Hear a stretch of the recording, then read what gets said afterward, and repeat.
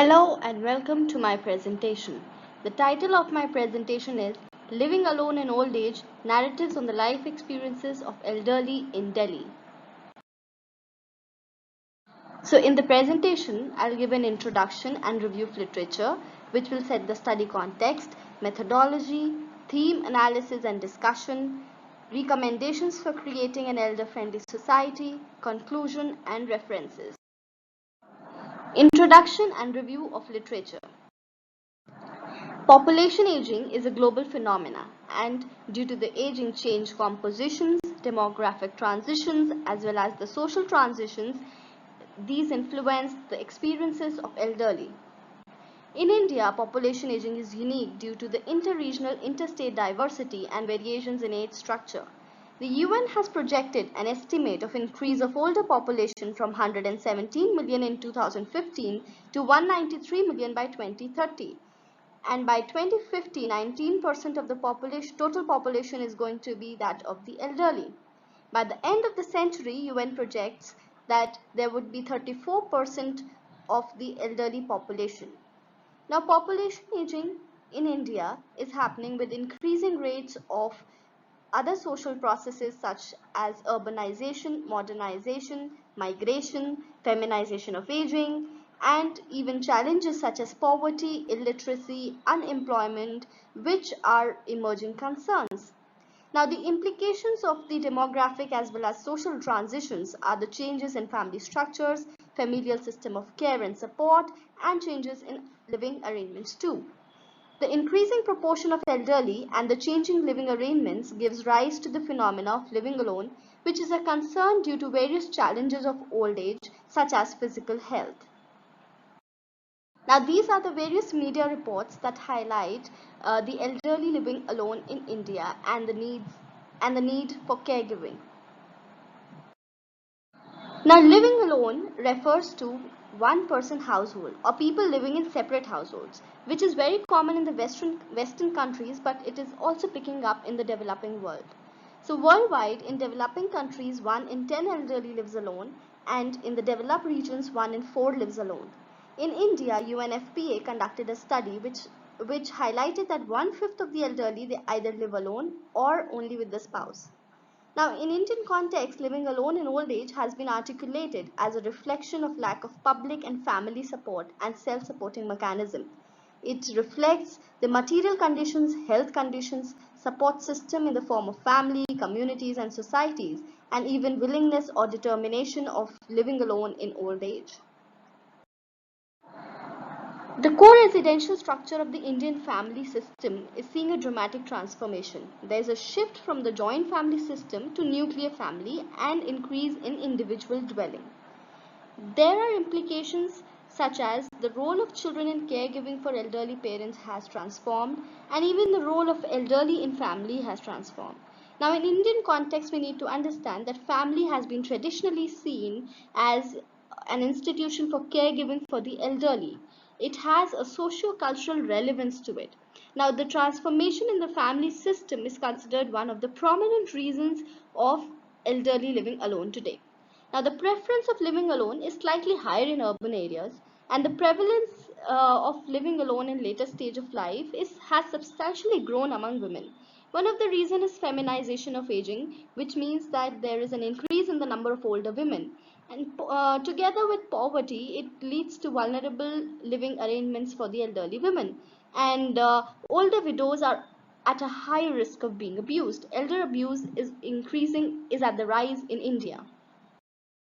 Now, this is how my literature review was classified or thematically arranged. So, living alone in old age, as I've already discussed. Now, as per the literature and the studies cited here, there have been various reasons highlighted. Some of the reasons are changes in family system, cultural values, migration of children, marital status, such as singlehood or death of spouse, widowhood, poverty, income, health of elderly, place attachment, and certain implications and challenges such as physical health and mental health, poverty, widowhood and bereavement, and risk of abuse and crimes. In terms of support system, the traditional support system is that of the family. The government programs and policies provide a support system to the elderly, such as the old age pension schemes, the Maintenance Act, the National Policy for Senior Citizens, and so on. Now, the role of civil society and NGOs is also notable here. The organizations are working at the grassroots level with the elderly population. For example, the HelpAge India. So they also become a support system for the elderly at the community level. Now, the methodology for the study. So, with various social processes that I have highlighted, the living arrangements of elderly have transformed. So, there is an inevitable increase of elderly living alone today. Now, it is important to understand and capture their experiences. Since the literature is tilted towards the challenges and vulnerability of elderly as they live alone and has attributed it to deprivation, dependency, breakdown of family, and so on, most of the studies are largely following a quantitative paradigms. Therefore, it is important to capture various perspectives and experiences through a qualitative study. And this is why this study had been designed. Now, the theoretical framework that guided me through the process of the study is the life course perspective. Now, the life course perspective focuses on relationship between the person, his or her environment, and time. So, it helps to emphasize on the individual along with the historical and socio-economic context. And this perspective also helps to understand the lifespan development and how the experiences, events, and transitions throughout the life course of an individual influences their experiences in later life. So it highlights the importance of agency of the elderly, the time of decisions made in their life, the influence of interdependence of lives in determining their living arrangements in old age and their overall experiences in later life. This is the conceptual framework that guided the study. So the influence of the different phenomena such as population aging, urbanization, modernization, migration, feminization of aging, along with all these overarching phenomena that influences the life of elderly, the influence of the life course events such as the changes in the marital status, that is death of spouse leading to widowhood, the changes in family structure, for example, migration of children for employment and other reasons, the socioeconomic conditions, living in poverty or living with the proper socio-economic conditions.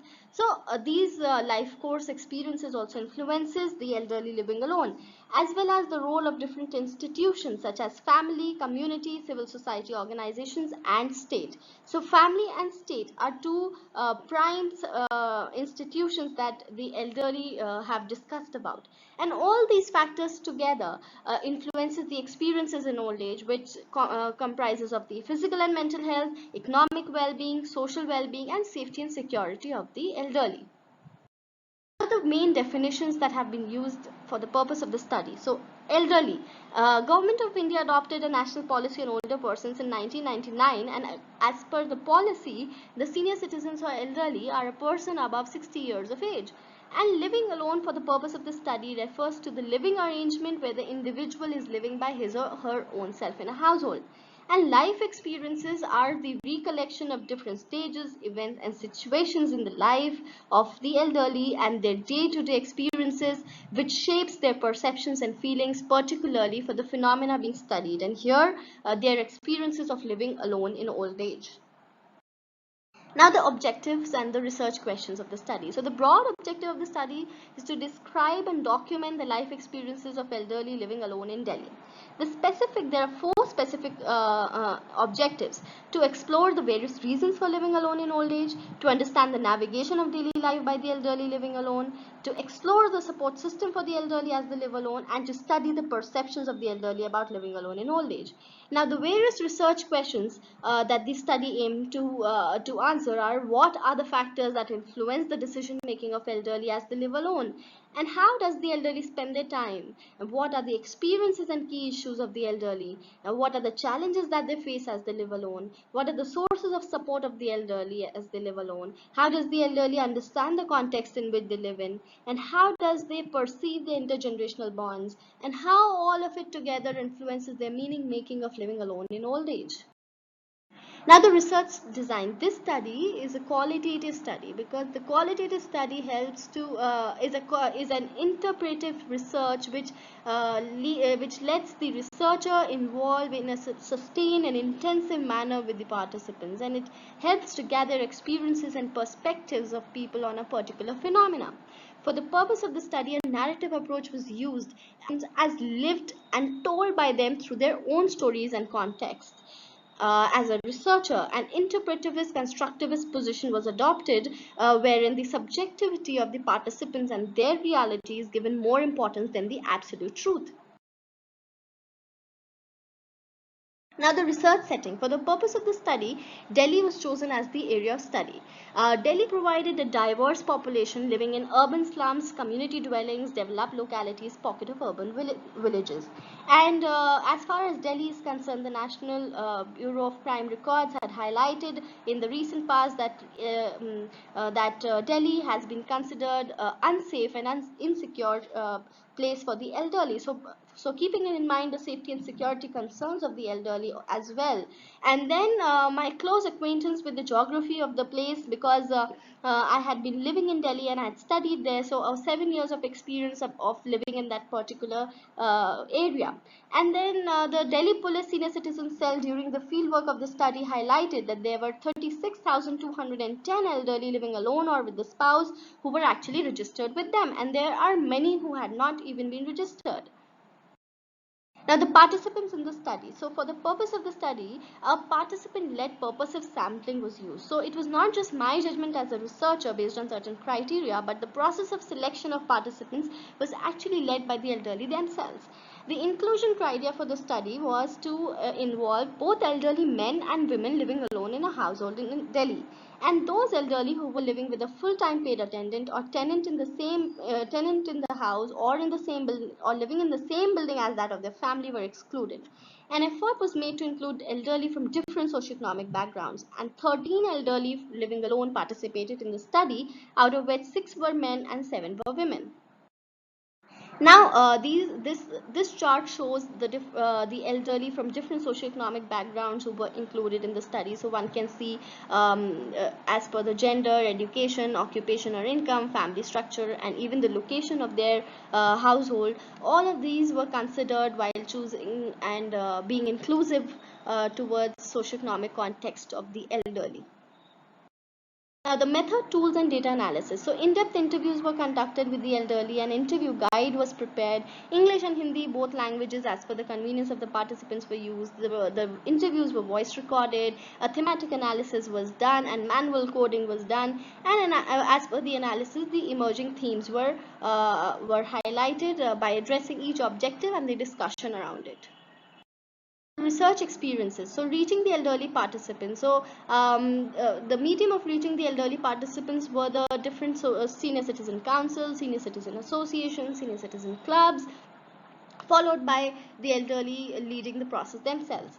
In terms of rapport building and consent for participation, it became very important for having a reference to approach the participants, because they were living alone, so the safety and security concerns were there. So rapport building and consent with references became very important. Now, revisiting the research plan. So some of the inclusion criteria were revisited during the field work, such as elderly who were very frail or had health issues, or elderly who were living with tenants but not with family. So these were certain inclusion criteria which were revisited. Now, conducting in-depth interviews. The interviews were conducted in the house of the elderly themselves as per their convenience of time and space. Now, my positionality as a researcher, so I was an outsider, as they were elderly who were living alone, and my age group is very different, and so because of all of those conditions, I was an outsider. But in terms of the research area, the study area, that is Delhi, I was an insider to the community or to the area. But as far as the elderly are concerned, I was an outsider. Now, the ethical consideration. So informed consent is one important consideration which I've talked about. So all the elderly were given all the required information, and they were allowed to make an independent informed decision about participation. Confidentiality was ensured. The self-determination in terms of place and times time of the interview was as per the convenience of the participants. Respect and dignity and non-judgmental attitude. Since elderly from different socioeconomic backgrounds participated, none were discouraged to ask questions or share their experiences. Now, controlled emotional environment. Since they were elderly living alone, they wanted different kind of help in terms of obtaining resources from the government and so on. But being a social work researcher, I could provide referrals to the organizations working at the community level and acknowledgement of all the resources of primary and secondary data. Now, the limitations and scope of the study. So, as far as limitations are concerned, accessibility of the participants was crucial. So, geographically, I could not cover all the districts of Delhi. Due to health and ethical issues, some of the old frail elderly were not directly interviewed, but an interaction with their neighbors and social network was done. The scope of the study. So, this study not just contributes to the existing knowledge and body of literature, but it also informs policy and practice framework, and it helps to understand the role of family, community, and state towards the elderly, particularly those living alone. So, it paves the way ahead for creating an elder-friendly society. Now, the themes, analysis, and discussion. So, these based on these themes, I had written the chapters in my study, in my dissertation. Now, first, living alone in old age, a choice or a compulsion. So, this particular theme highlighted the reasons for living alone by the elderly. So, the changing family structures and norms, the redefining boundaries in their relationships, which means the concern for their children's future, that if they're going out from the house and leaving them behind, it is for their future purpose, employment, and so on. Now, physical health and functional mobility is another important reason where the elderly, where it makes a choice or a compulsion for the elderly. Now, influence of Indian culture and values. Place attachment to a certain place, not moving out with the children wherever they are migrating, but staying where they had lived throughout the life. Comes from place attachment, independence and comfort. Some of the elderly chose to live alone due to in order to exercise their independence and comfort. Now, all this had influence of their socio-economic conditions and agency of the elderly to make decisions. Now, the changes in the family structure, marital status, migration of children, or cultural values, all these are some of the prominent reasons highlighted. Now, the agency of the elderly and their socio-economic conditions not just influence the life course, but it also influences the experiences in later life, particularly in this context, including the decisions about living arrangements. Now, these are the narratives, some of the narratives that I've put in the slides to understand how these factors play out. While some elderly belonging to a particular higher socioeconomic strata could exercise their agency and choice of living alone for their independence, but on the other hand, it became a compulsion for elderly with no resources to live alone. And some of them were left behind by their children. They had no resources, so they had nothing to move on but to live alone themselves. Now, there's a major influence of cultural and traditional values, which not just influences the living arrangement, but also the perceptions about old age and intergenerational bond. So, living with children has been traditionally, culturally seen of utmost importance. So, the influence of these cultural and traditional values shapes the perceptions of the elderly. Now, navigating daily life challenges and support systems. So, the transitions in the life of the elderly, navigating daily life in terms of their daily routine, physical and mental health, financial conditions, safety and security, use of technology to connect with their children and so on, their socialization with their networks, friend circle, relatives, their engagement in the senior citizen associations, NGO groups, and so on. These were all discussed. Now, challenges faced by the elderly. So, the activities of daily living were challenges for some, particularly elderly men who had to, after the death of their spouse, had to look after the household chores. Mobility and mood swings and their physical health, poverty and financial constraints were some of the challenges for elderly living in poor socioeconomic background. Now, lack of support system and support structures and materialistic resources were again a challenge for some. Now, perceived support system. So, God has been described as the support system by many elderly as they live alone. Government resources have been particularly a support mechanism for those from the lower socioeconomic background. Service organizations as well as their social bonds played an important role. Now, managing daily life and routine is also influenced by the socio-economic conditions and preferences of the elderly. Health, financial conditions, socialization and engagements, as well as use of technology influence their daily routine. Now, again, the elderly who had resources had better accessibility and engagements in different groups and networks, but on the other hand, those living in poverty did not have accessibility to health services and other resources and engagements, which brought in a lot of challenges for them. The challenges particularly that the elderly face were in terms of their health, both physical and mental health, particularly for those belonging to low income groups, poverty was a major challenge. Now, the elderly who had evolved their network ties outside family system, these ties were mostly with the friends, with neighbors who provided physical and emotional support, particularly in times of need and emergency. So the elderly from the lower socioeconomic background looked up at the state for assistance in old age, like the government program of old age pension was discussed here. Now, the perceptions of elderly living alone in old age. So, the understanding of old age, understanding of living alone in old age were particularly derived from their experiences in life. Now, the notions of society towards elderly living alone, the elderly and their intergenerational bonds. So, their relationship with their children, relationship with their grandchildren, their extended family and friends. Particularly the changes in Indian family system, which is looked at from a cultural perspective, and role of elderly to deal with the changes.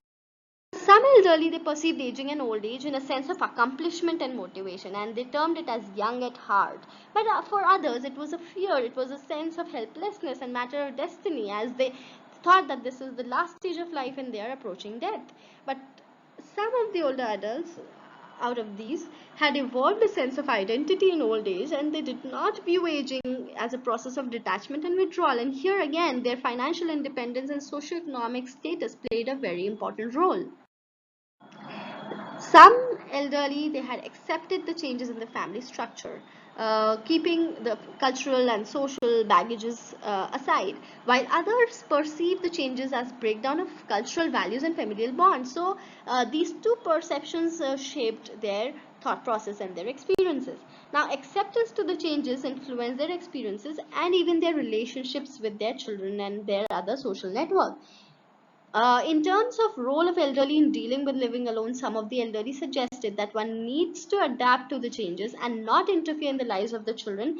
And also some suggested to save their own money for old age so that they can exercise their independence and agency in later life.